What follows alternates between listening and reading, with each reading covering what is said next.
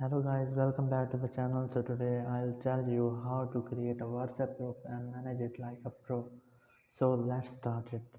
You have to open your WhatsApp app and here you have to click on this three dots icon and here you have to click on new group, and firstly you have to add some members to this group.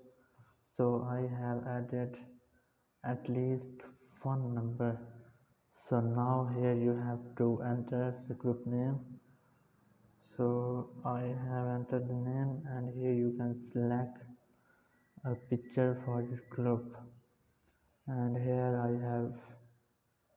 I have selected this picture. Click on done, and after clicking on this icon you have successfully created your WhatsApp group. If you want to add your members, you can add members by this icon directly, and you can also share the group link to members. After clicking this, you can share this link to on WhatsApp or anywhere. You can copy link and share it to your Facebook groups. Thank you very much for watching the video. Until next video, bye bye.